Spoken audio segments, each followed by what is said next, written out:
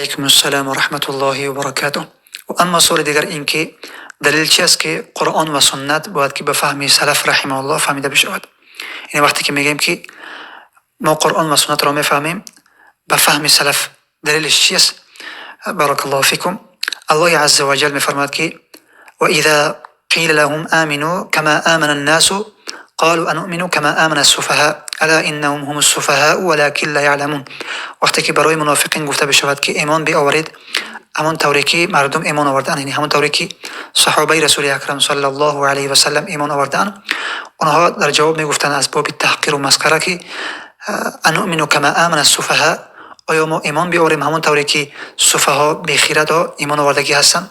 الله عز و جل از ایمان صحابه دفاع میکرد و میفرماد که الا انهم هم السفهاء ولكن لا يعلمون، آگاه باشید که اونها خودشان سفیه و بیخرد و جاهل و احمق هستند ولیکن اونها نمیدونن.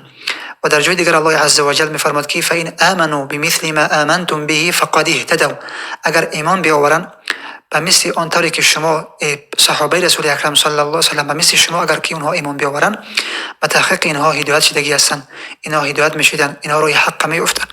پس ببین که در اینجا الله عز و جل ایمان صحابه را معیار قرار میدهد، ایمان صحابه را در ایمان آوردن معیار قرار میدهد. به خاطر همین قرآن و سنت باید که به فهم سلف رحمه الله فهمیده بشود. و رسول اکرم صلی الله علیه و سلم میفرمایند که اوصیکم باصحابی، من شما را وصیت میکنم به صحابم، سپس کسانی که بعد از اونها میان، سپس کسانی که بعد از اونها میان. در جای دیگر رسول اکرم صلی الله علیه و سلم میفرمایند که خیر الناس قرنی، بهترین مردم از مردمانی که ایمان آوردن و به شریعت تسلیم شدن اما کسانی هستند که از قرن من هستند، سپس کسانی که بعد از اونها میان، سپس کسانی که بعد از اونها میان. و در دیگر جا حدیث ذکر می شود که به روایت عبدالله بن عمرو است که رسول اکرم صلی الله علیه و سلم میفرمایند که تفترق امتی على 73 مله، در بعضی از روایات ستفترق امتی على 73 فرقه میاد که امتی من به 73 فرقه، یعنی که به 73 ملت جدا می شود، متفرق می شود. کلهم فی النار، این همگیشون در آتش جهنم هستند الا ملت واحده، فقط تنها یک ملت، فقط تنها یک فرقه.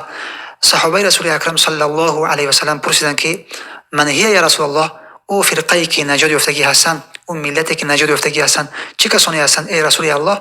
رسول اکرم صلی الله علیه و سلم فرمودند که ما انا علیه و اصحابی، آن طوری که من هستم و صحابه من هست اونها فرقه ناجی هستند. پس ببین که در اینجا رسول اکرم صلی الله علیه و سلم راه خودشان را و راه صحابه که از رسول اکرم صلی الله علیه و سلم اتباع و پیروی میکنن این پیامبر اکرم صلی الله علیه و سلم معیار قرار دادن. و همه این بیانگر چی است؟ بیانگر این است که یعنی قرآن و سنت به فهمی سلف رحمه الله باید که فهمیده بشه، زیرا اونها کسانی هستند که حقایق را به چشمشون مشاهده کردن و اونها کسانی هستند که به خیریت بودن اونها رسول اکرم صلی الله علیه و سلم بیان میکند و خبر میدهد. اونها کسانی هستند که قولا و عملا و اعتقادا به دین و شریعت عمل کردن، اونها حراس الدینن، اونها حامیان شریعت هستند. از این خاطر قرآن و سنت به فهم اونها فهمیده می شود و الله عز و جل از اونها اعلان رضایت کردگی است. در جای مختلف وقتی قرآن مورد مطالعه قرار میدهیم و به این آیات میرسیم که الله عز و جل میفرماید که رضی الله عنهم، رضی الله عنهم و رضوا عنه، الله عز و جل از اونها اعلان رضایت کرده است. چرا از اونها الله عز و جل اعلان رضایت کرد؟ به خاطری که فهم اونها فهم صحیح و درست بود در نسبت فهمیدن به قرآن و سنت. از این خاطر پس قرآن و سنت به فهم اونها فهمیده می شود.